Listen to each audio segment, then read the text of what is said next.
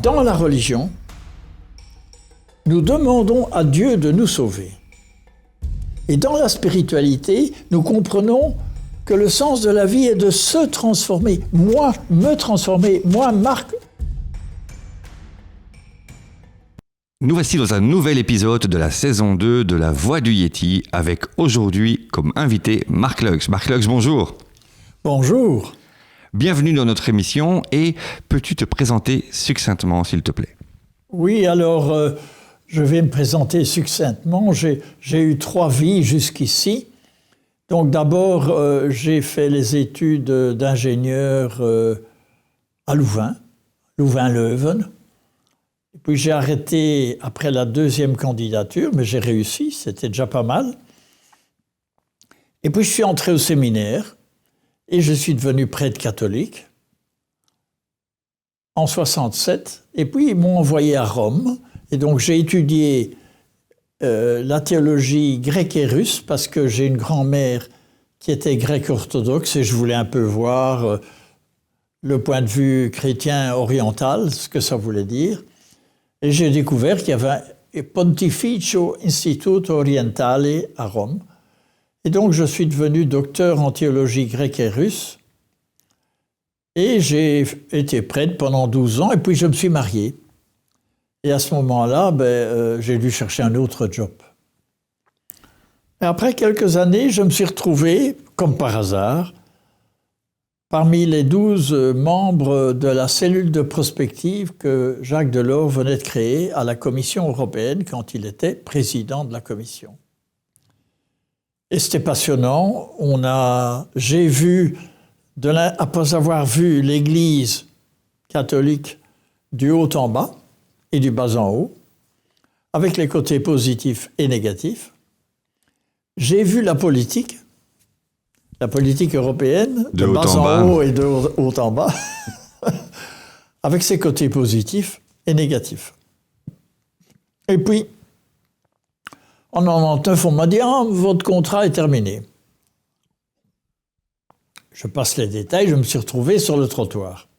Encore une fois, et j'ai commencé à écrire des livres parce que j'avais emmagasiné tellement d'informations, notamment sur la mutation mondiale.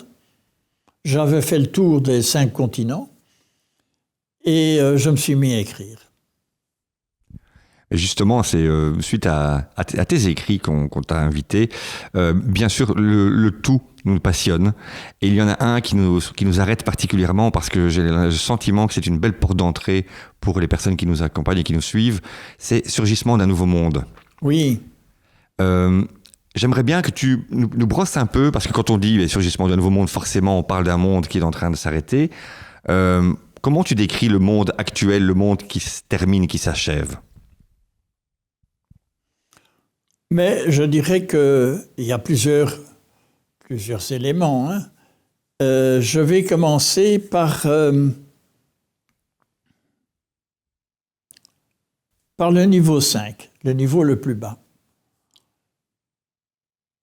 Nous sommes dans une civilisation qui a créé inconsciemment 2 possibilités de suicide collectif dont on ne parle jamais. C'est la guerre nucléaire. Nous avons encore... moi, j'ai été marcher quand j'étais jeune pour la paix dans les rues de Bruxelles. Mais le minuit -5, le fameux... Les bombes nucléaires sont toujours là, Kleine Brogel, etc. Ça, c'est un. Et nous avons aussi une deuxième manière plus subtile de nous suicider collectivement, c'est de promouvoir une croissance infinie dans un monde fini. Donc ça, c'est le niveau 5. Et une partie des citoyens commence à dire « ça ne va pas ». Nous ne voulons pas être dominés par ces valeurs de mort. Et c'est pour ça que c'est une grande partie, c'est 65% de femmes et 35% d'hommes. C'est les femmes qui sont plus sensibles aux valeurs de vie, puisque ça passe à travers elles. Pour bien comprendre, tu parles de, justement, une valeur infinie dans un monde fini. Une croissance infinie. Est-ce que ça veut dire aussi que je pense un peu à la pensée Attali, hein, c'est qu'on avait quand même cette croyance que la technologie allait nous sauver. Tu sais, il y a cette croyance il y a encore 15-20 ans. Hein, quand tu lis Homo Deus, Sapiens Sapiens, c'est l'idée que la technologie va nous sauver, que l'homme est fait pour détruire de toute façon, mais que c'est pas grave, on va partir sur une autre planète et tout ira bien, on va coloniser autre chose. Un peu l'idée du virus. Qu'est-ce que tu penses, toi, de ça? Alors ça, c'est le deuxième niveau. Je crois que nous avons deux options de nouveau. D'un côté, nous avons les transhumanistes. Transhumanistes qui disent « Vive la technologie, mais l'homme n'est qu'un amas de cellules. Il n'y a pas d'âme, il n'y a pas de conscience, il n'y a pas d'esprit. C'est just a bunch of cells. » Et donc, c'est tout à fait normal, quand on a cette vision-là, de mettre des implants électroniques pour améliorer ce bazar de cellules. Mais, si on regarde un peu plus en détail nos universités européennes et américaines, 90% des professeurs ne sont pas transhumanistes, mais sont matérialistes, mécanicistes. Et donc, ils privilégient, je vois, l'université catholique de Louvain, mais la plupart des professeurs, pas tous évidemment, mais sont matérialistes. Et c'est même pire que ça, si vous sortez de la messe à Louvain-la-Neuve et vous demandez aux gens qui sortent, est-ce qu'il y a une vie après la mort? Il y en a qui vont vous dire oui, il y en a qui vont dire je ne sais pas. Donc, ce matérialisme a vraiment pénétré notre société. Ça, c'est un. D'autres, Edgar Morin, évidemment. Mais pour ne pas toujours revenir sur Edgar Morin, je vais citer Willis Harman, qui est le Morin américain. Alors, quand les Américains sont malins, ils sont prestigieux, parce qu'en 150 pages, Willis Harman explique ce que Morin explique en 3000 pages. Et il explique ceci, on change de métaphysique.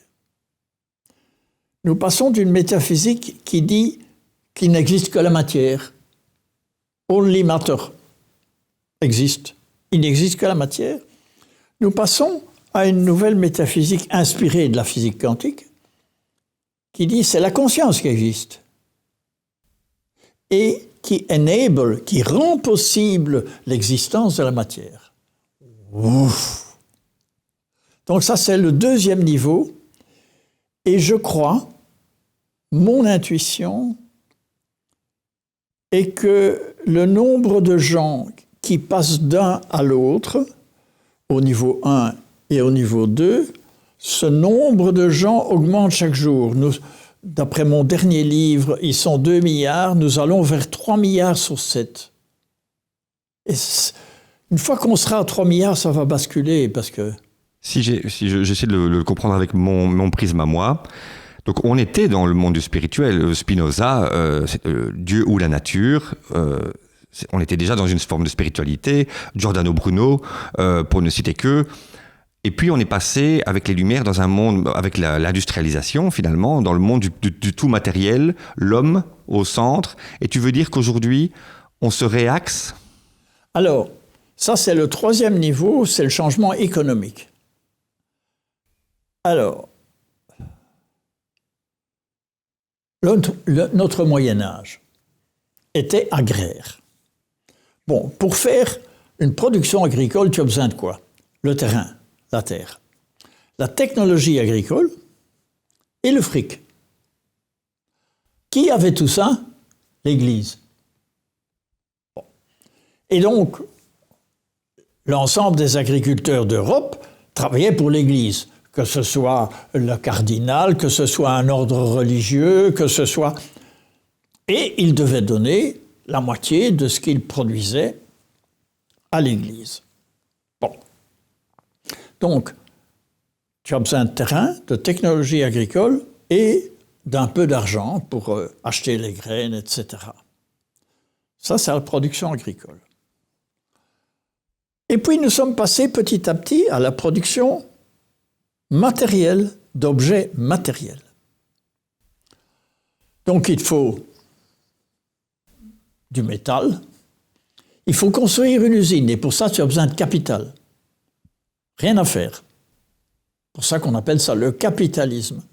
Et tu produis des Ford, des Toyota, avec une valeur ajoutée. Tu as mis 1000 ou 2000 euros et tu vends ta voiture 23 000 euros. Tu as une valeur ajoutée. Alors, la gauche dit la valeur ajoutée, c'est pour l'entrepreneur, mais aussi pour les ouvriers. Et la droite dit, mais non, il faut favoriser l'entrepreneur, donc il faut donner le maximum à l'entrepreneur. Ils disent qu'on parle de percolation. Oui, c'est ça. Alors ça, c'est le niveau 3. Et après l'industrie, alors c'est ce que nous avions dit dans le livre blanc à la Commission, on va garder l'agriculture, mais il va y avoir moins de jobs agricoles. Je ne parle pas de ce que fait von der Leyen, qui est la démolition complète de l'agriculture, mais je parle du début de la Commission. La politique agricole commune visait à l'autonomie agricole de l'Europe. C'est à ça qu'il faut revenir, et on y reviendra. L'industrie va continuer, mais on voit très bien que tout devient automatique. Vivent les robots, donc les jobs industriels vont évidemment diminuer. Et puis nous arrivons dans toute autre chose, l'économie immatérielle. What is that? ChatGPT. Nous l'avions déjà annoncé à la Commission européenne il y a 30 ans, mais c'est maintenant évident que le nouveau chef d'entreprise, s'il veut créer de la valeur, comment est-ce qu'il doit faire? Il doit favoriser la créativité de son personnel. Et la créativité, c'est quoi? Tu crées avec quoi? Tu crées avec ton cerveau gauche, mais aussi avec ton cerveau droit. Tu crées avec ton cœur. Tu crées avec ton âme. Le chef d'entreprise actuel a souvent un pied dans l'industrie et un pied dans l'immatériel. Par exemple, tout ce qui est logistique devient de plus en plus immatériel. Et donc, ce n'est pas facile, parce que dans une logique, il est dans une logique d'objet, une logique matérielle. Et dans l'économie immatérielle, il est dans une logique qualitative. Il faut une qualité de relation avec le créateur, parce que sinon tu ne mobilises pas ni son cœur, ni son âme, et sa créativité. C'est un gros problème que je rencontre en tant que change manager dans les organisations qui m'emploient ou chez pas mal de clients. C'est cette forme de désillusion, ces bullshit jobs. Ces gens qui continuent à travailler, continuent dans l'agir, dans le faire et qui se trouvent déconnectés du sens. Alors que, en même temps, parce que je pense aussi que j'ai connu dans les années 2000, les années peut-être 90 avant, des personnes qui se disaient « Moi, j'ai un job, j'ai une voiture de société, j'ai un salaire, ça me suffit. » D'ailleurs, je connais des banques pour qui on disait « Mais moi, je veux faire carrière chez eux. » Aujourd'hui, c'est la pire des choses. La nouvelle génération dit « Je ne veux pas faire carrière, je veux bien échanger de mon temps contre de l'argent, mais pourquoi ?» Ce sont les premiers, maintenant, qui, dans l'entretien, vont demander au DRH « Pourquoi je vais faire ça ?» Oui, et ils te disent aussi franchement, vous, la génération précédente, vous viviez pour travailler, nous, on travaille pour vivre.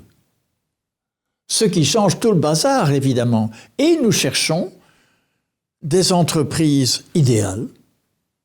Il en existe, mais quand il en existe, il y a une file d'attente de 2000 personnes parce que certains entrepreneurs parviennent à mobiliser la créativité, c'est-à-dire le cœur, l'âme et le corps des gens en leur donnant du sens à ce qu'ils font.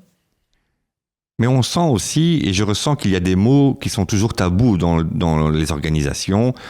Tu vois, spiritualité, même si les gens le sentent, ils ne sont pas prêts à le dire.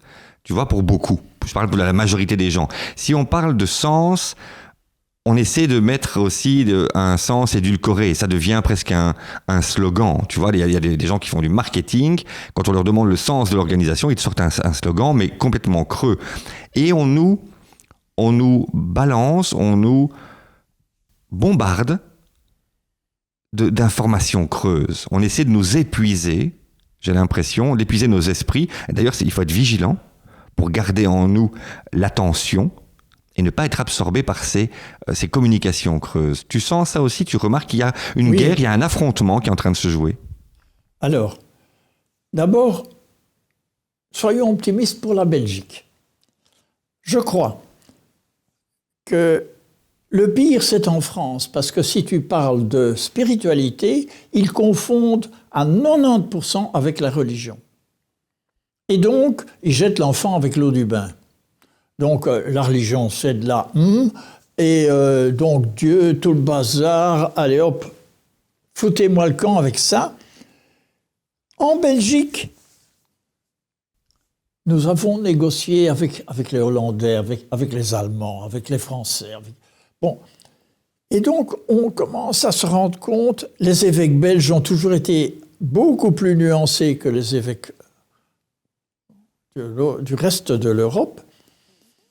Le Belge se dit, il y a quelque chose à prendre dans la religion, même si nous, on n'est plus tellement catholiques. Et il y a une dimension spirituelle, en tout cas,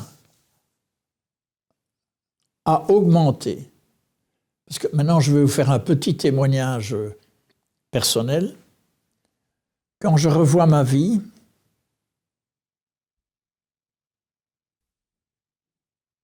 et la formation au séminaire et les 8 ans de théologie, donc que j'ai fait théologie d'abord au séminaire de Malines et puis à Rome, c'était quand même très cerveau gauche, mental.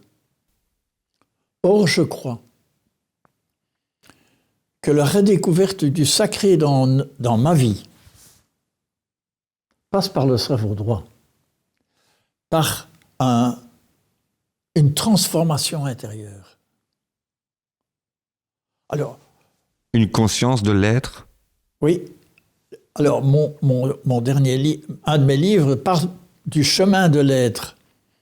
Et j'aime beaucoup, moi, Platon. Je suis un conservateur.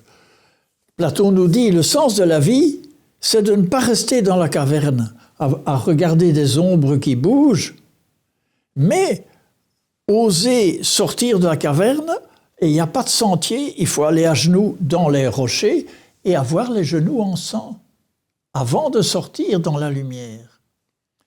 Et la lumière, c'est quoi? Kalos kagatos. La beauté et la vérité. Ce qui est vrai est beau, et ce qui est beau est vrai. Mais ça éblouit au départ. Et ça éblouit. Et donc, moi je crois que nous sommes dans une époque de sortie de la caverne. Et Platon ajoute une chose. Dans la caverne, il y a un nœud de fer autour du cou et des jambes des gens. Serait-ce peut-être la religion? Ou la spiritualité? Ah non. Le nœud, le nœud, ce serait la religion. Le nœud serait peut-être la religion qui te maintient dans une illusion de spiritualité. Parce que finalement, ta spiritualité, elle est personnelle. C'est une quête avec les autres, mais une quête solitaire. Et c'est une transformation. Donc, tant que... Je vais rapidement, mais enfin, ici nous sommes partis. Mais on a le temps. Dans la religion, nous demandons à Dieu de nous sauver. Et dans la spiritualité, nous comprenons que le sens de la vie est de se transformer. Moi, me transformer. Moi, Marc, je transforme mon corps, je le transfigure pour qu'il devienne, pour que le niveau de vibration des cellules de mon corps monte. Bon, c'est beaucoup plus passionnant. Est-ce que les Richttourneurs ne font pas aussi ça, tu sais, dans leur danse, avec le rapport à la terre Mais évidemment, mais les derviches-tourneurs et les soufis ne sont qu'une petite minorité des musulmans. Moi, j'ai des amis soufis belges, mais qui sont tout à fait nouveaux paradigmes. Donc, le même mouvement, tu le retrouves... il se décline. Dans le chez bouddhisme. les protestants, chez les juifs, chez les bouddhistes et chez les athées aussi. Tu as des athées qui sont fermés et d'autres qui sont ouverts. Oui, c'est passionnant. Plutôt agnostique alors. Oui, c'est-à-dire qu'ils disent ceci. Pour moi, la laïcité, c'est d'ouvrir la place, l'agora. Et que chacun vienne avec son point de vue. Et il y a une histoire merveilleuse, c'est l'empereur de Sicile en 1300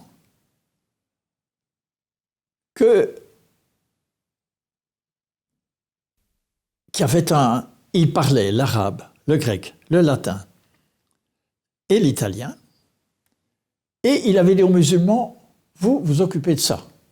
Aux grecs, vous vous occupez de ça. Grec byzantin. Aux latins, vous vous occupez de ça, et aux juifs, vous vous occupez de ça. Et tout le monde adorait cet empereur parce qu'il acceptait tout le monde. Tout le monde avait son job, tout le monde était reconnu, et on l'appelait le sultan baptisé. Tu parles d'une chose essentielle, tu parles dans ce que tu dis là, tu parles d'avoir une place. Je trouve aussi que dans le monde de l'organisation et de l'entreprise, et on va revenir à la spiritualité, il est essentiel de trouver sa juste place. Et les souffrances commencent lorsque soit ta place n'est pas reconnue, soit lorsque tu ne la prends pas, soit lorsque tu n'es plus aligné avec la place qu'on te propose, qu'on t'assigne parfois.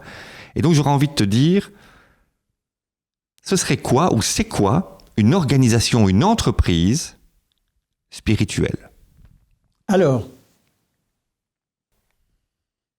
une entreprise spirituelle, c'est d'abord une entreprise qui va survivre à la crise. 1. 2, c'est une entreprise qui a compris comment il faut aborder l'intelligence artificielle. Si tu crois, si tu es un transhumaniste qui croit que le corps n'est qu'un amas de cellules,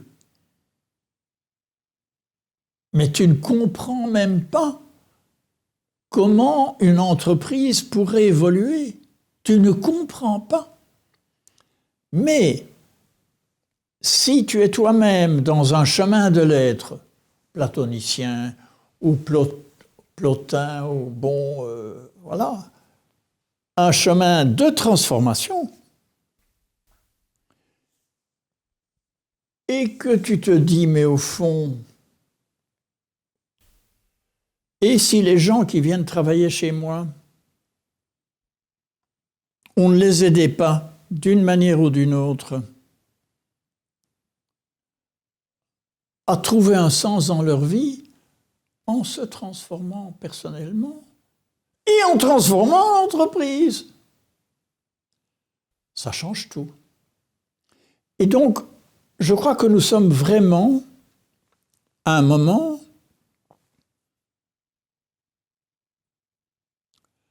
où le chef d'entreprise doit faire lui aussi un chemin de transformation. Bon. Je vais citer un seul livre.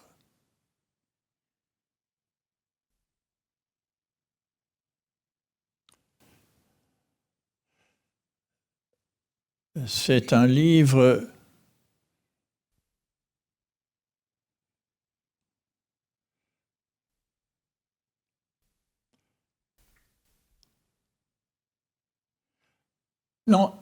qui est traduit en français par les éditions Ariane et qui s'appelle « L'entreprise consciente et responsable ».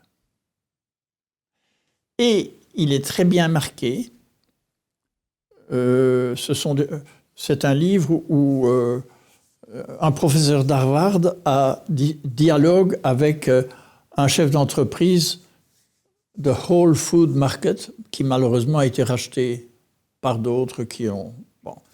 Mais on montre très bien que l'entrepreneur a fait un travail de transformation personnelle. Est-ce que c'est platonicien? Est-ce que c'est bouddhique? Je ne sais pas. On s'en fout. Ça, c'est la voie. Qu'importe la voie. Oui, l'important, c'est « it works ». Il faut que la transformation... Et mon rêve, c'est que l'entreprise de demain, post-industrielle, avec, je rappelle, un pied parfois dans l'industrie, parce qu'il n'y a pas essentiel. Il n'y a pas de mur. Non, c'est une suite, c'est l'évolution. Eh oui.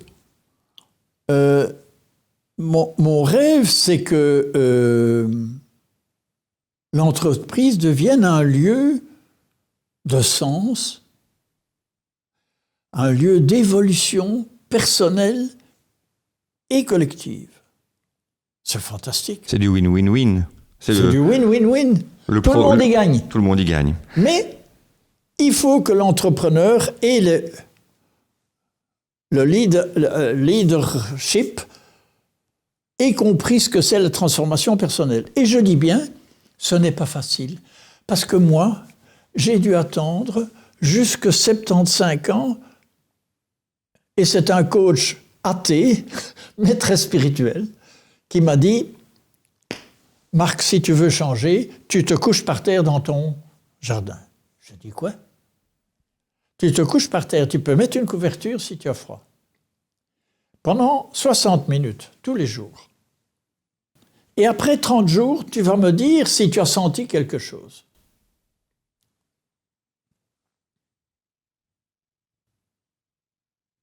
Et je ne sentais rien.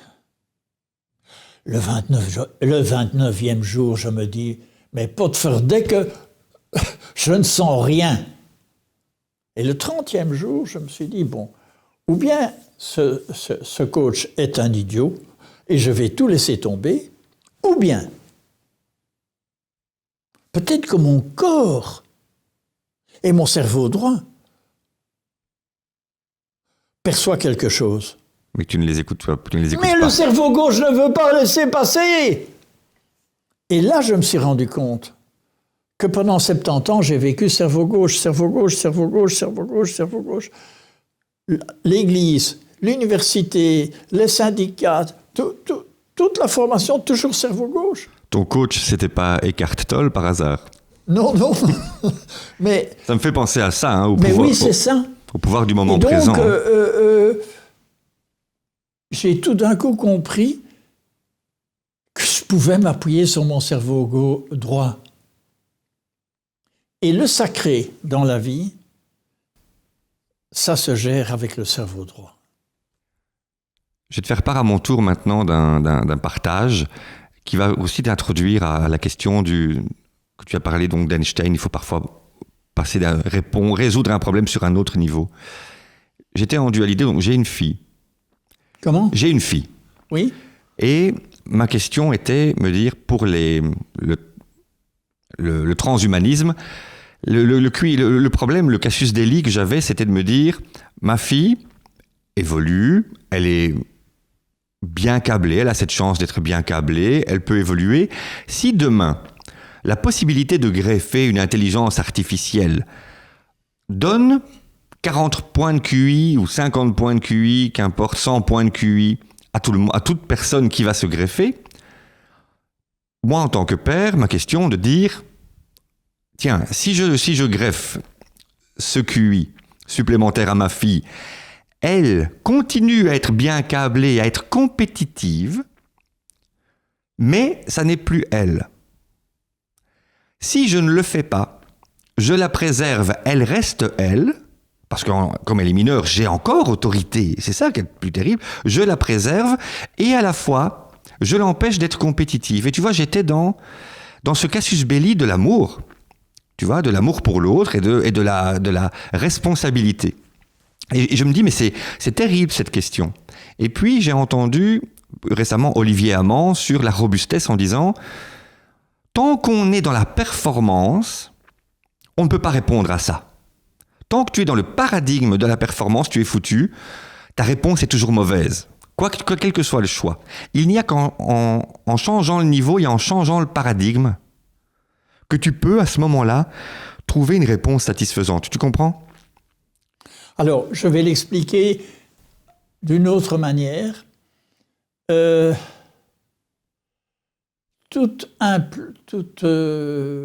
manipulation du corps humain par l'intelligence artificielle, au mieux, peut favoriser une certaine rapidité du cerveau gauche. Mais en même temps, elle va couper l'accès au cerveau droit encore plus. Et donc, ça veut dire que si tu fais le choix, et l'école peut te dire, cher monsieur, vous n'êtes pas obligé, mais nous considérons qu'une petite piqûre pour votre fille serait très utile. C'est un vaccin et c'est en même temps enabling des tas de choses. On ne sait pas ce qu'il y a dans le vaccin. Et tu dis oui, tu dis non. Tu dis, vous êtes parfaitement libre, mais naturellement, si votre réponse est négative, l'école ne peut pas continuer à assumer. Et donc, ce genre de chantage peut aussi influencer les parents. Surtout les parents immigrés qui se disent « nous voulons absolument que notre fils entre dans le système, etc. »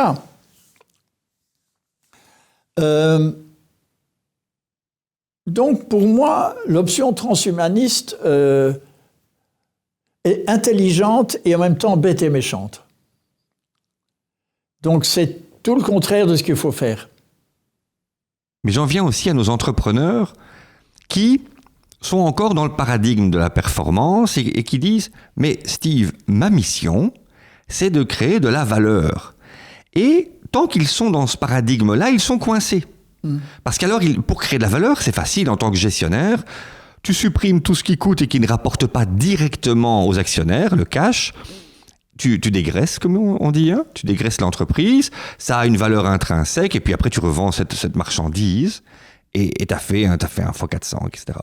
C'est juste. Il faut sortir du paradigme. Alors, je reviens à mon livre dont je peux vous donner une photo. On mettra tous les liens de tes bouquins dans les commentaires YouTube, etc. Et ce livre qui s'appelle Conscious Capitalism, mais traduit en français « L'entreprise consciente et responsable », l'entrepreneur dit à un moment, il y a deux manières de considérer les collaborateurs, comme ressources ou comme source. La ressource, c'est quelque chose d'épuisable, tu l'utilises, tu la presses, et puis après, le citron, il est vide, et tu le jettes. Ou bien tu considères ton personnel comme une source de créativité, que tu dois favoriser, canaliser. Tu dois ranger la source. T'arranger pour qu'elle ne soit pas polluée, mettre des tubes, etc. Et ça, c'est la nouvelle vision. C'est là qu'on rentre également dans tes paradigmes, les nouveaux paradigmes de surgissement du nouveau monde. Quels sont ces paradigmes pour pouvoir s'élever et s'extraire justement du capital qui a été utile? Personnellement, je pense qu'on ne doit pas faire la guerre à ce qui a été, mais ça a été. Mais ici, on sent bien qu'on est au bout. Quels sont les nouveaux paradigmes qui nous permettent de nous élever et de résoudre ces casus belli? Alors, donc je répète, il y a le paradigme agraire. Il y avait le paradigme d'abord des cueilleurs et des bergers. Hein. Chasseurs-cueilleurs. Abel.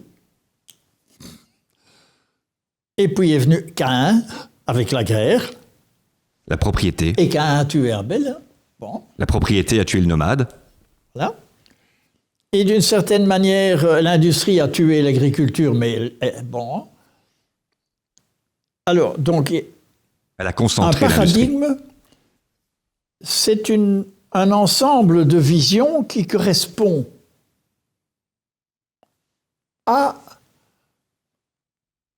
un type d'économie, mais aussi à des valeurs de fond. Comme je dirais tout au début, un paradigme a aussi des racines ontologiques et métaphysiques, négatives, positives. Et un paradigme, c'est un narratif inconscient, parce que tout narratif est inconscient. Et donc, quand tu as un chef d'entreprise qui est dans le narratif industriel, no problem. Nous sommes tous passés par là. La question est de dire, attention, une partie de ton personnel est dans le narratif post-industriel, où les changements sont au niveau métaphysique, au niveau industriel de l'outil de travail, au niveau de la vision et au niveau politique. C'est tous les niveaux qui bougent. Et le chef d'entreprise doit être souple. Il doit se transformer lui-même, rester avec un pied d'un côté, mais avoir un pied de l'autre côté. Parce que sinon, son personnel va foutre le camp.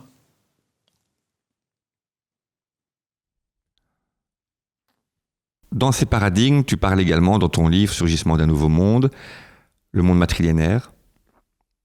Tu peux en parler un peu aussi, ça, parce que partir vraiment de la pulsion de mort vers la pulsion de vie. Alors, ce que j'ai compris à la fin de ma vie, c'est combien j'ai été formé et buriné dans le système patriarcal pyramidal. Je n'en peux rien. J'ai été formé là-dedans. Et puis j'ai rencontré, je dis bien des coachs, mais aussi des femmes comme Hazel Anderson, qui est décédée, mais économiste alternative, mais extrêmement célèbre aux États-Unis, qui dit mais il faut déconstruire et redécouvrir les valeurs de vie. Et alors là, je me suis dit, mais Potferdek, dans le patriarcat, il y a quand même pas mal de valeurs de mort. Et c'est pas par hasard que dans les 2 milliards d'oreilles enchanteurs, mon dernier livre, tu as toujours la même proportion, 65-35. Au mieux, si ce n'est pas 85-15. 85% de femmes. Tu fais un séminaire sur le changement, la transformation intérieure. Tu vas voir combien de femmes? Mais 80. Si tu as 20% d'hommes, tu peux être très content. J'ai l'impression, quand tu parles vraiment donc, de passer de ce monde pyramidal à un monde du care, le monde vraiment du soin. D'abord, tu l'as expliqué dans ton livre, on l'a vécu, ce n'est pas un mythe. Hein, des sociétés ont vécu comme celle-là. Et j'ai l'impression aussi que on remet l'humanité à sa juste place. C'est-à-dire que pendant toute la partie patriarcale, on met l'homme au centre. Alors l'homme est Dieu. Hein, le mal. Le mal, l'homme vraiment... Et même pour les Lumières, à un moment donné, c'est l'homme tout-puissant, finalement. Et là, on en a oublié Gaïa, on en a oublié la Terre, et l'homme comme un des rayons, finalement. Alors,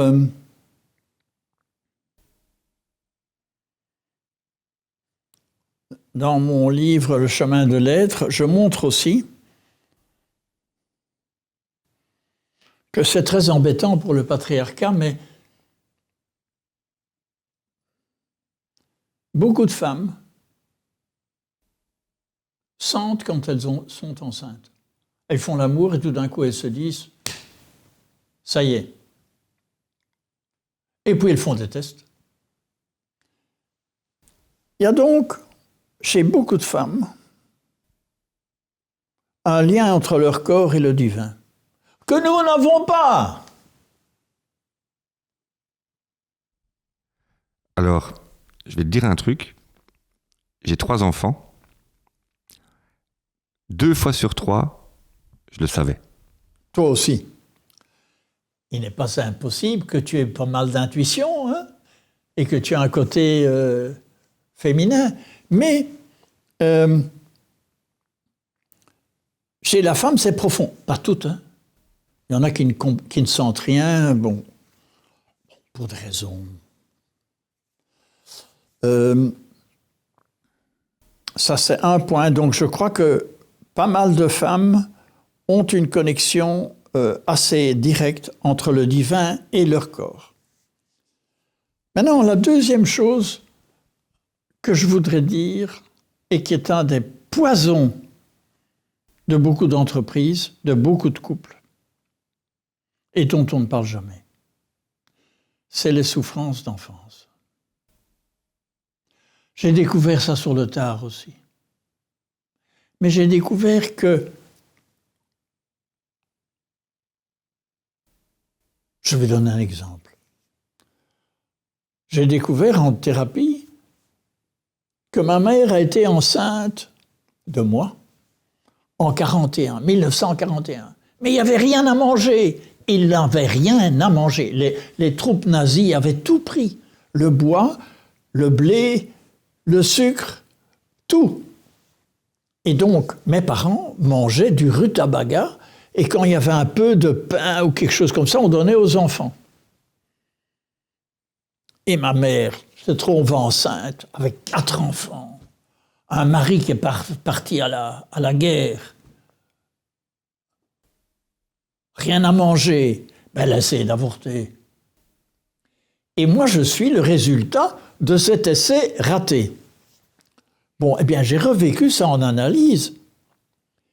Ça, c'est des souffrances d'enfance. Je n'en veux absolument pas à ma mère. J'aurais fait la même chose. J'aurais été femme, j'aurais été à sa place, j'aurais fait la même chose. Ça ne veut pas dire que moi, je n'ai pas des souffrances d'enfance que je dois gérer. Si je ne les gère pas, je vais les projeter sur mes proches, sur mes collaborateurs dans l'entreprise, et je vais faire chier le monde entier en leur pompant l'énergie. Et donc, le nombre d'entrepreneurs qui se défoulent sans le savoir, en pompant l'énergie, les gens sortent du bureau du type, de ça on ne parle pas, mais c'est une des maladies principales. Et ces gens viennent et te payent pour une très bonne conférence, etc. Puis rien ne change. Pourquoi? Ils n'ont pas travaillé leur souffrance d'enfance.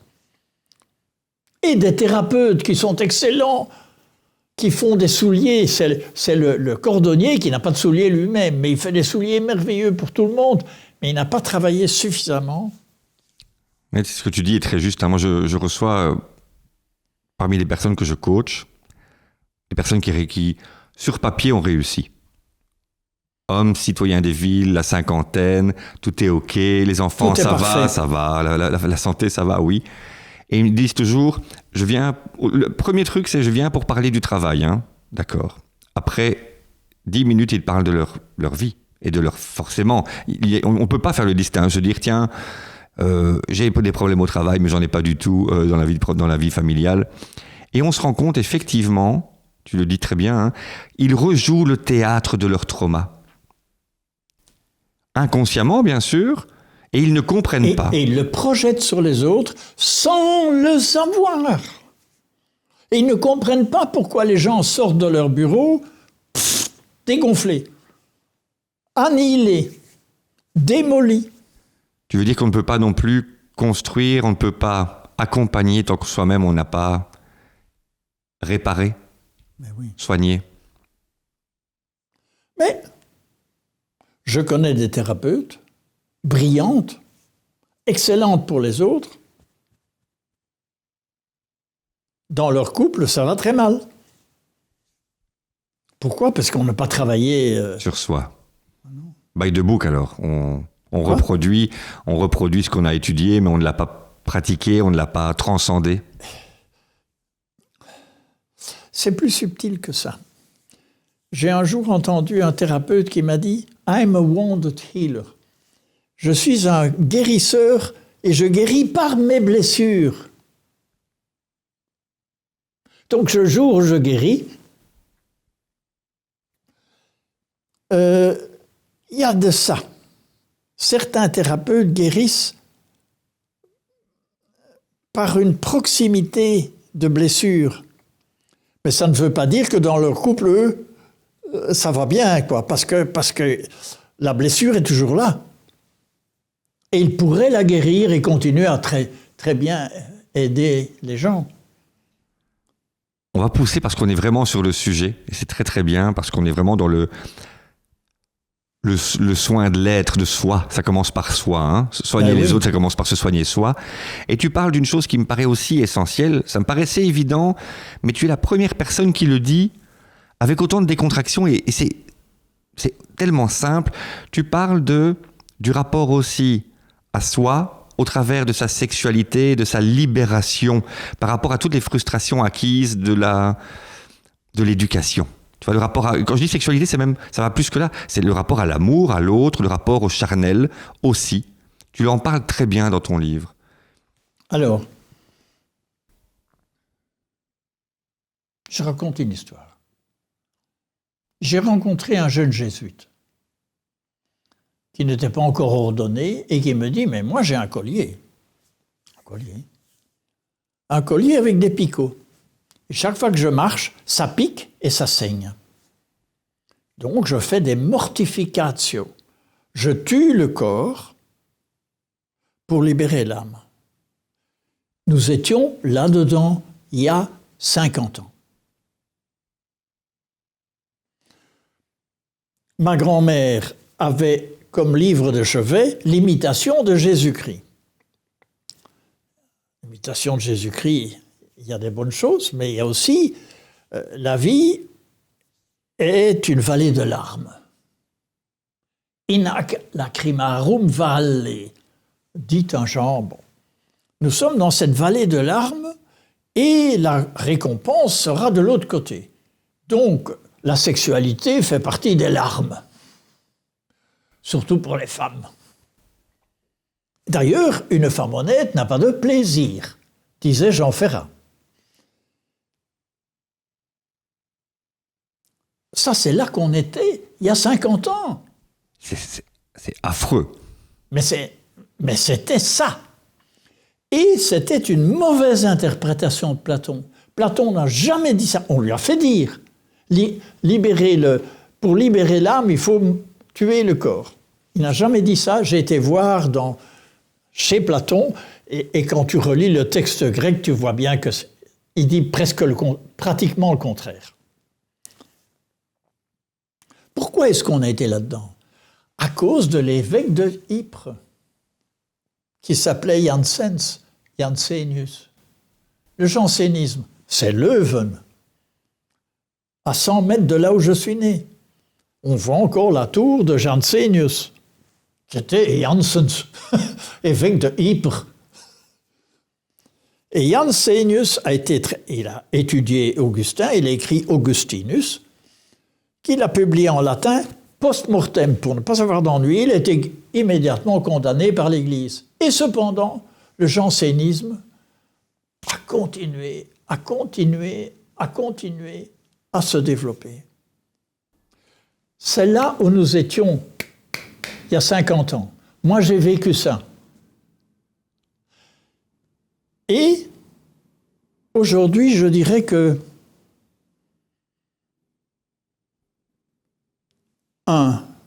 Jésus n'est pas venu. Jésus est un tout grand sage et on en a fait une petite religion. C'est un grand sage du gabarit de Bouddha, avec quelque chose en plus. Ce que Bouddha n'a pas vécu et n'a pas présenté, c'est la sexualité sacrée. Marie-Madeleine. Marie-Madeleine, évidemment, qui était l'épouse de Jésus.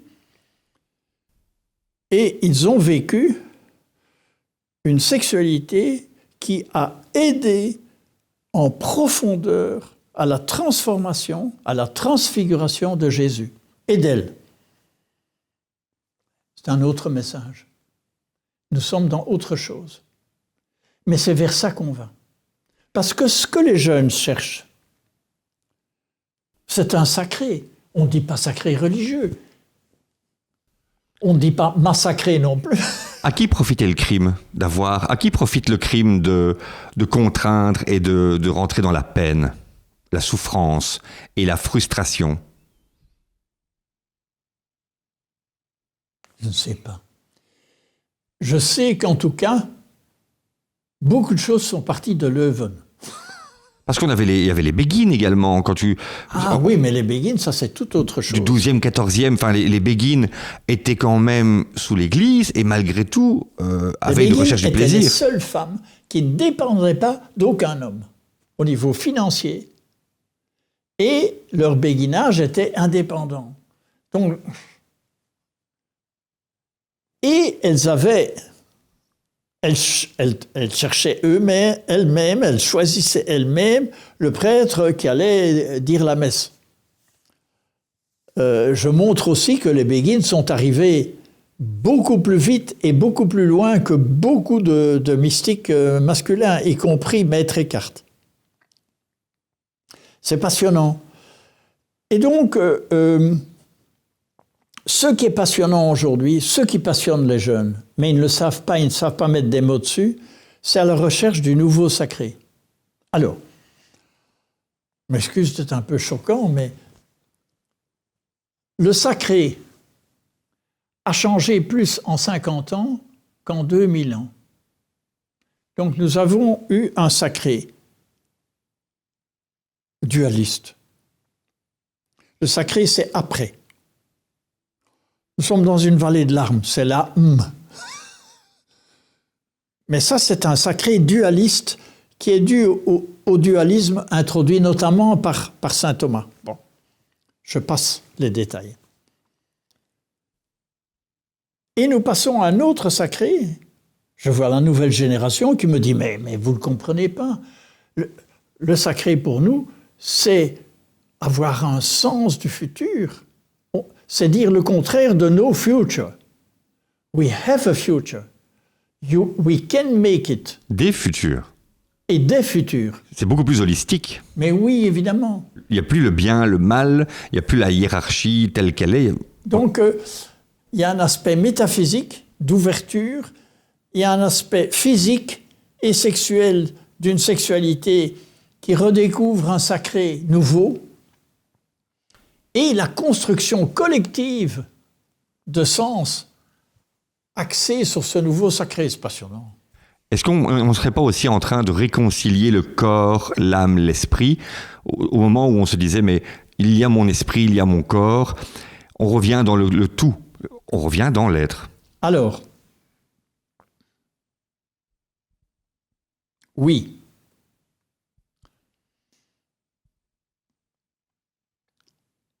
Je vais faire un petit détour. On va passer par le mont Athos. Au mont Athos, il y a saint Grégoire Palamas, absolument inconnu en Occident. Saint Grégoire Palamas a écrit 1100, sur l'hésychasme. What is that? Grégoire Palamas dit, pour nous les moines du mont Athos, le corps et l'âme, c'est pas séparé. Et donc, en respirant et en s'isolant, au mont Athos, il n'y a pas de femme en plus, hein. En s'isolant, et donc, Grégoire Palamas lui-même, il vivait dans une petite cahute sur le mont Athos, tout seul, lundi, mardi, mercredi, jeudi, vendredi, samedi.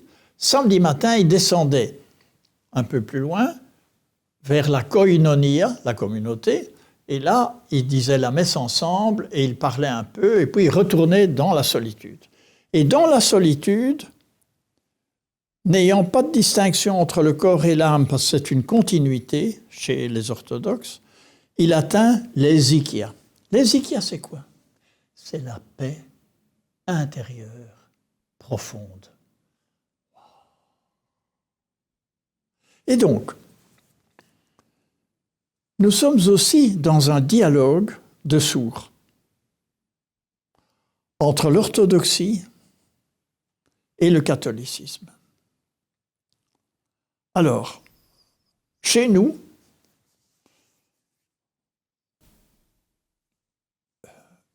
la guerre entre l'Église et l'État a duré des milliers d'années, mais l'Église a fini par perdre. Et donc, il n'y a plus personne qui défend le bien commun. Et donc, les forces économiques du marché n'ont plus de limite. Ça veut dire que les multinationales, qui ne payent de taxes nulle part, sont gentiment en train de transformer le narratif dominant. Matérialiste, fric-oriented, benefit-oriented, it's all.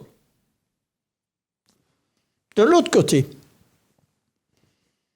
le système orthodoxe. Bon, il y a eu Gorbatchev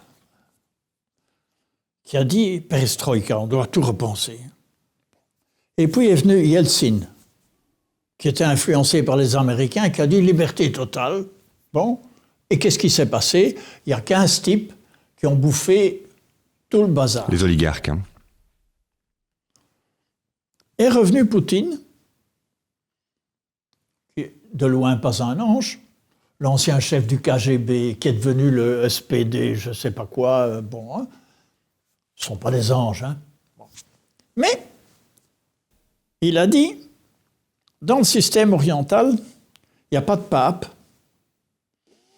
Il y a le type qui est à Istanbul, qui est encore patriarche de tout le bazar, mais bon, moi je m'entends avec le patriarche de Moscou, et je le protège. Qu'est-ce qu'on dit? Et donc, Poutine a fait un post-Helsinki et a remis le bien commun au sommet, avec l'Église, bon. Et c'est donc un contrôle du bien commun, une protection de l'Église, qui fait que pour finir, qui est en train de gagner? Le bien commun. C'est pas par hasard que les Russes se mettent avec les Chinois et leur disent, et avec les Indiens, et avec... et ça fait 4 milliards de gens, hein, c'est pas un petit groupuscule, les BRICS. Et les BRICS disent, nous voulons un monde multipolaire, un monde où tous les États sont sur pied d'égalité. Les Américains n'ont toujours pas compris. Les Américains disent, allez, oui, d'accord, un monde tripolaire. Mais non. Ce sont des conflits philosophiques, théologiques, métaphysiques. Et nous avons perdu la priorité. Parce que notre système monétaire, par rapport au système monétaire qu'eux essayent de mettre en place, c'est beaucoup moins vertueux, beaucoup moins stable. La manière dont ils traitent les Africains, avec certaines remises de dettes qu'on n'a jamais vues, le FMI, la Banque mondiale, on n'a jamais vu ça. Et donc,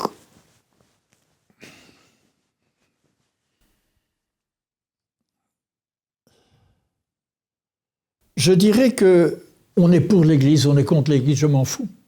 Mais ce que je vois, c'est que le système orthodoxe a maintenu, est parvenu, avec des gens malins, qui viennent du KGB. C'est pas des idiots. Mais ils se sont dit, on doit réimposer le bien commun. Et Yeltsin, ça ne va pas. On doit réimposer le bien commun pour, oui, le profit, mais vous, les entreprises, vous travaillez pour le bien commun russe. Hein? C'est ce qu'on n'arrive pas à faire en Europe. Quoi? C'est ce qu'on n'arrive pas à faire en Europe. C'est l'échec de l'Europe. Mais à cause de toute cette décadence, si tu veux, de ce conflit entre l'empereur et l'État. Hein? Mais du coup, j'en viens justement, si on est sur l'actualité, pour prendre du recul ensuite, est-ce que finalement, tu vas passer de cette époque du surgissement du Nouveau Monde, passer de cette époque de cet ancien monde du capital qui arrive à la fin, essoufflé, avec une économie finalement mortifère, vers le surgissement de ce nouveau monde? Est-ce qu'on n'est pas dans la période d'ébullition, oui, avec la résistance de cet ancien monde, et est-ce qu'on n'arrive pas à un paroxysme?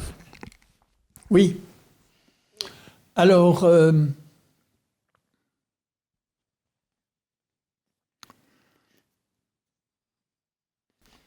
si vous êtes un transhumaniste convaincu et que vous sentez que les choses ne tournent pas comme vous vouliez, vous étiez au forum de Davos, il y a moins de gens qu'avant, il y a moins de conviction, il y a moins d'énergie. Il y a des gens qui commencent à vous critiquer ouvertement sur le web, etc. Il y en a même qui se sentent dos au mur.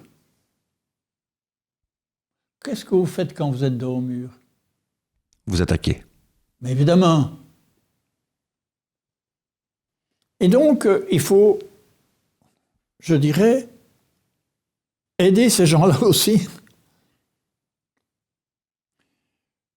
Alors, il y a un professeur de Ghent,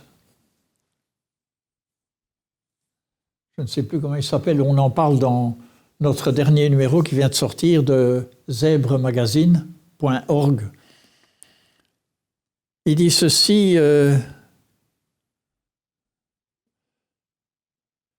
y a 25% qui vont rester dans l'ancien. Il y a 25% qui sont convaincus du nouveau. Mais il y a le ventre mou. Comme dans tout changement. Voilà. Notre travail, c'est de travailler surtout sur le ventre mou. Et les jeunes sont là-dedans doublement paumés.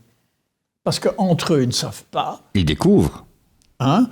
Ils vivent une sexualité pas très riche, pas très sacrée, plutôt massacrée que sacrée.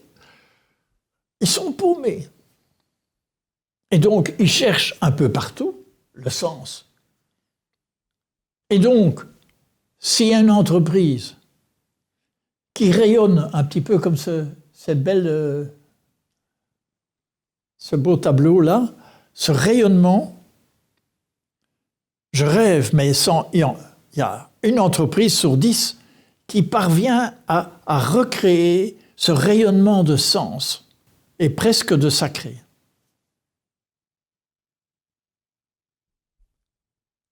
J'en fais appel maintenant à notre prospectiviste.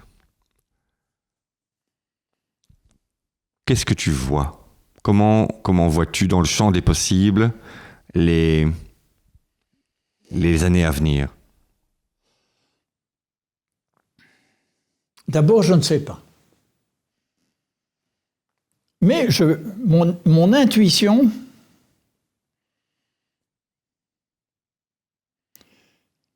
c'est que par rapport à mon livre Surgissement d'un nouveau monde, dans la vision du début, je dirais que je n'ai compris que la moitié. Je parle de la Chine et d'une leader chinoise qui entraîne le monde vers le changement. Mais je n'avais pas perçu la puissance potentielle des BRICS. Tu multiplies ça par 4. Tu peux le développer pour nos auditeurs?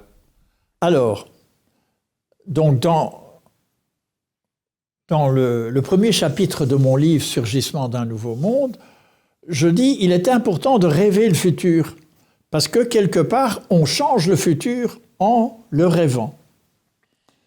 Et j'avais dit qu'en Chine, une jeune femme était élue par hasard présidente de Chine et qu'elle avait tiré la Chine et les Nations Unies vers une mutation mondiale. Je n'avais pas prévu que ce ne serait pas rien que la Chine, mais les BRICS, Brésil, Russie, Inde, Chine, Afrique du Sud, plus maintenant une trentaine de pays qui sont candidats. Certains seront candidats, certains seront associés. Une partie de l'Afrique est en train d'essayer de rejoindre.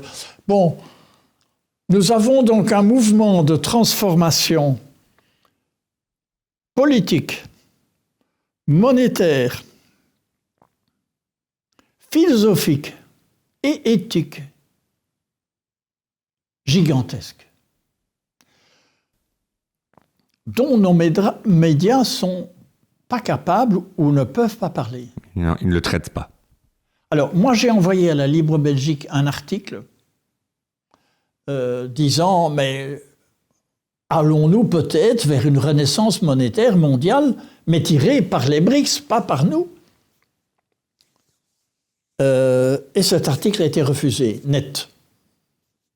Sans explication. Donc ça c'est un. J'ai sous-estimé le potentiel de changement de l'humanité. Donc le fait que les BRICS se mettent en place et qu'ils proposent une vision multilatérale, il y a là-dedans le bien commun russe dont j'ai parlé. Et là, nous sommes paumés, nous. Je m'excuse. Nous sommes moins bien. Oui. We lost the game. Et ça crée tous les va-t-en-guerre qu'on est en train d'entendre pour le moment. Alors,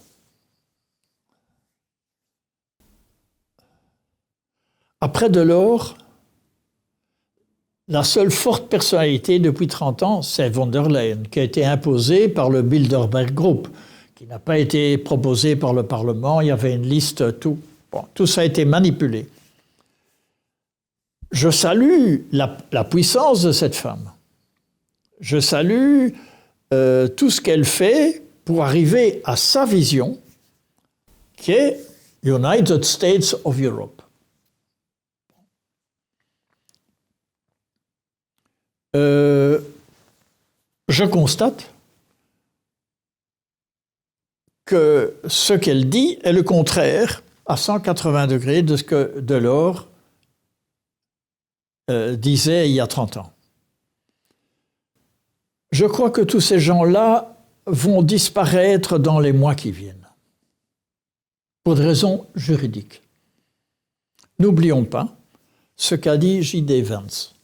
J.D. Vance est venu à Munich et a dit « J'ai bien conscience que certains procès contre certaines autorités politiques aux États-Unis et en Europe ont été ralentis par les efforts de la CIA.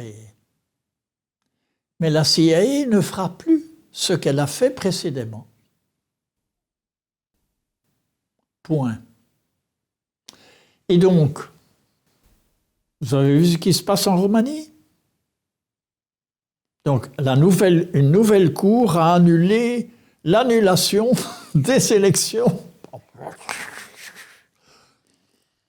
Mais la trilatérale ne va pas se laisser faire. Oui, mais l'énergie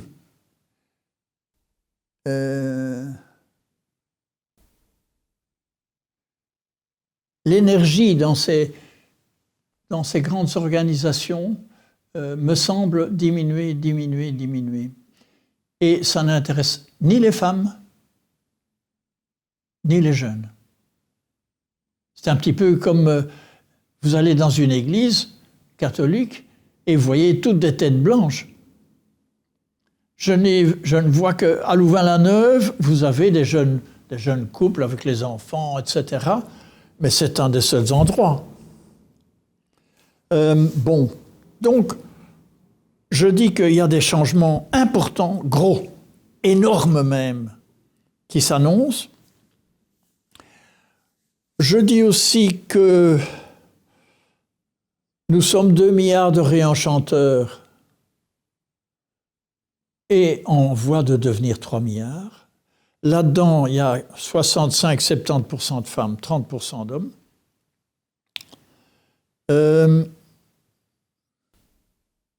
Et je dirais un troisième niveau, mais là c'est l'homme christique. Je crois que Jésus est venu et annoncer quelque chose de très important, qui est le royaume du divin. Le message principal des synoptiques, c'est-à-dire Saint Matthieu, Saint Marc et Saint Luc, c'est l'annonce du royaume du divin. What is that? Mais c'est ce qui est en train de s'arriver maintenant. C'est le royaume, c'est l'avènement d'un niveau de conscience plus proche du divin. Ça veut dire que nous allons découvrir chacun, au fond de nous, une petite pierre toute sale, mais qui est un diamant qu'il suffit de nettoyer. Et il reflète le divin. Il est le divin en nous. Pour les personnes qui sont maintenant hermétiques au mot divinité, Dieu, etc., par excès de catéchisme. Alors on peut dire c'est le noyau d'énergie cosmique. C'est le noyau... Qui nous relie. Quoi? L'éther, le soi intérieur, l'être. La lumière de Platon, le soleil de Platon. Ok.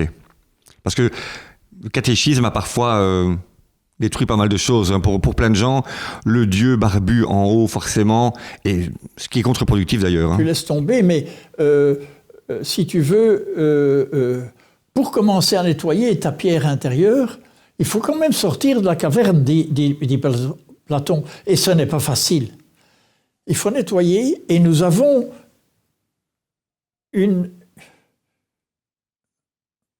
un potentiel d'être extrêmement puissant. Et c'est ça qu'il faut expliquer aux jeunes. Et c'est ce que Jésus a annoncé, le royaume du divin. Mais il est en nous, imbéciles que nous sommes. Le royaume de l'être, bon... Et donc je crois... le royaume de l'être, qui n'est pas le royaume de l'ego. C'est pas le moi-je. Ah non, évidemment. Mais nous avons parlé de l'ego et de ses maladies. Je dirais que je suis désolé, mais je suis assez optimiste.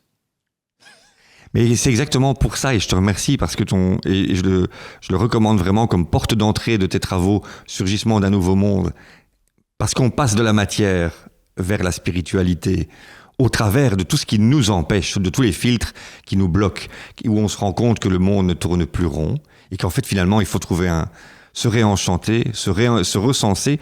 Enfin, je trouve un livre avec de l'espoir. Et donc ça, merci pour ça. On arrive à la fin de notre émission, tout doucement. Il y a quand même encore un élément que j'aimerais bien que tu développes, c'est passer de l'économie de la connaissance. Je pense que ça, on ne l'a pas assez souligné. Alors, ce petit point-là me paraît important. La croissance dans l'économie de la connaissance est complètement différente. Dans l'économie industrielle, on ajoute de la valeur à l'objet par l'usine qui a besoin de capital. Donc on appelle ça le capitalisme. Mais attention, Peter Drucker, en 1993, a écrit, c'était le grand chantre du capitalisme américain, il a écrit « Post-Capitalist Society », qui a choqué surtout les Américains. Bon.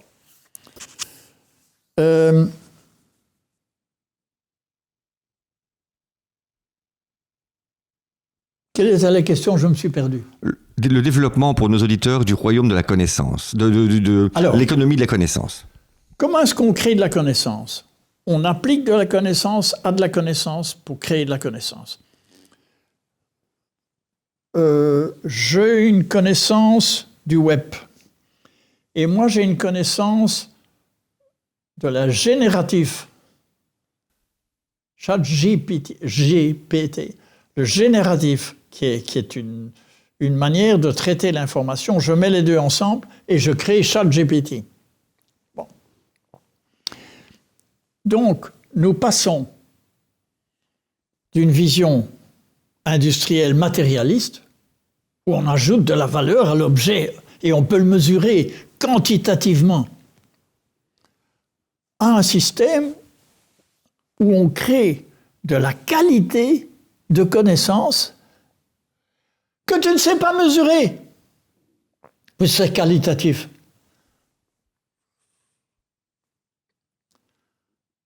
Et donc le chef d'entreprise, il a a new function. Enable creativity. La mesure de cette créativité, les gens sont paumés. Alors moi j'ai été à Londres chez les types qui font assessment des entreprises. Alors je dis, comment est-ce que vous faites? Ils me disent, oui, PwC, PricewaterhouseCoopers, nous a donné une grosse équation comme ça que nous ne savons pas. Alors, with the nose, avec le nez. Pourquoi? Ben, on file, on sent que cette entreprise-là a plus de croissance qualitative qu'une autre. Bon, ça veut dire quoi? Ce qui peut décider un entrepreneur, c'est que dans l'économie de la connaissance, la croissance devient qualitative. On s'en fout de la quantité. Sur le web, tu fais économie de la connaissance et tu as 10 000 entrées. What do you want? Quality. Tu veux la qualité. Quelles sont les meilleures? Quelles sont les plus représentatives des différentes tendances? Tu demandes à monsieur Google de le faire pour toi, mais est-ce que c'est la bonne solution? Non, c'est rien. Donc, croissance qualitative. Rôle des femmes. On se rend compte que toutes les entreprises qui ont cassé le plafond de verre et qui ont mis des femmes aux vraies responsabilités, pas le blabla, ces entreprises-là ont basculé vers la qualité.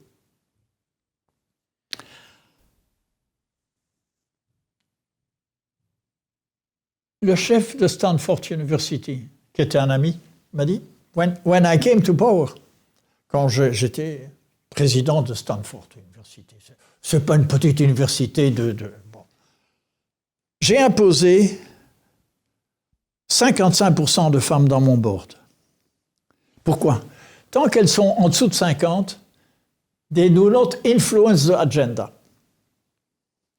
Et donc, dans cette économie de la connaissance, c'est pas parce qu'on aime les femmes.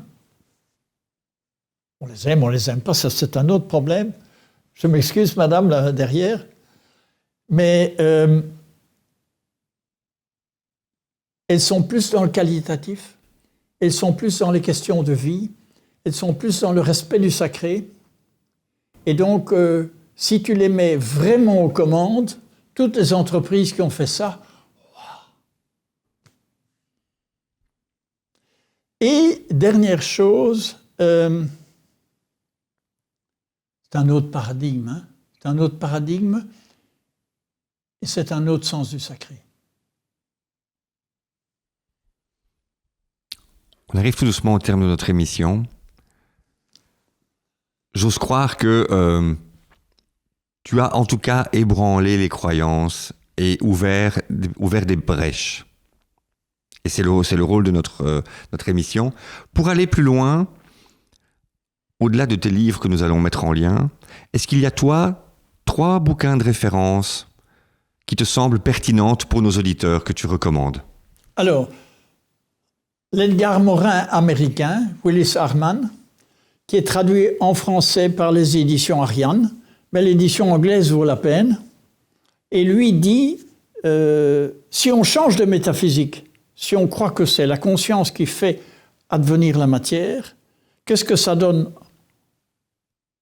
en économie, en politique, en géostratégie, etc. En 200 pages, il a tout dit. Donc, ça, je peux t'envoyer la photo. Je l'ai sur mon téléphone d'ailleurs. On le mettra en lien. Ça, c'est un livre. Et puis l'autre livre, c'était Conscious Capitalism, qui est traduit aussi par les éditions Ariane en français.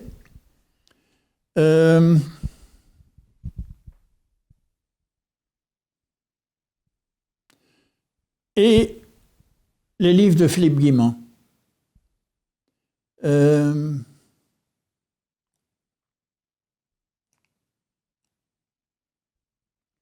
Philippe Guimand, au niveau de la physique quantique, montre combien le transhumanisme est complètement dépassé. C'est passionnant. C'est un de ses livres, j'en ai 4, mais je peux t'envoyer le... On arrive à nos 3 dernières questions, les questions classiques de notre émission. Qu'est-ce que tu aimerais laisser à l'humanité ? Je crois que je suis un passeur.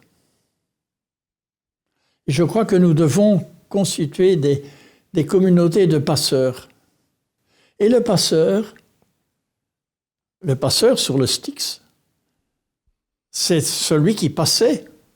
Il avait heureusement un câble pour suivre, ne pas se faire prendre en courant du Styx, comme le courant du Gange, qui est un torrent. C'est un torrent de montagne, mais large d'1 kilomètre. Eh bien, le Styx, c'est un peu ça. Nous devons aider l'humanité à passer, et elle est en train de passer. Deuxième question. Je suis troublé parce que c'est la réponse que je donne régulièrement aussi, sur la place que j'occupe entre passeurs. Deuxième question, qu'est-ce que tu aimerais laisser à ta famille ?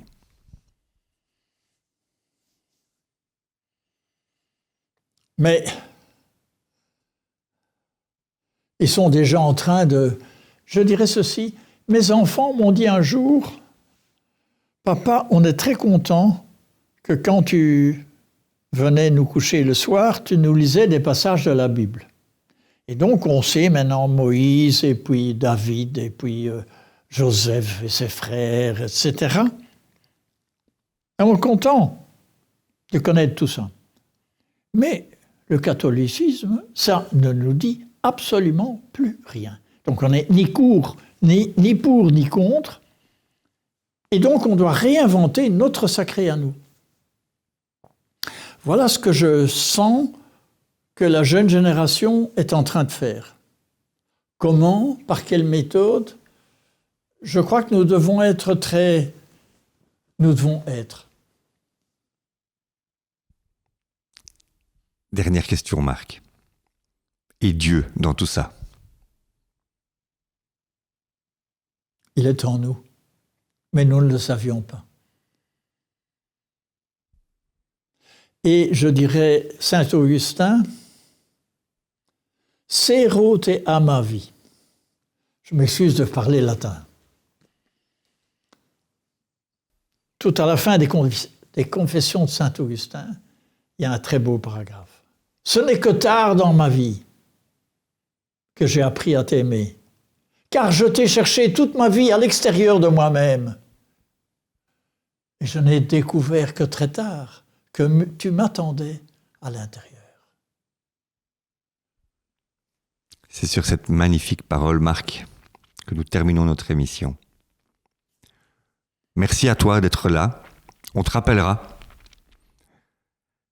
Merci à vous, chers auditeurs, chères auditrices qui nous avez écoutés. J'espère que, comme moi, vous avez été passionnés, que vous avez reçu votre salaire. Quoi qu'il en soit, quoi que vous fassiez, faites le bien et surtout, éteignez vos télés. Merci et à bientôt.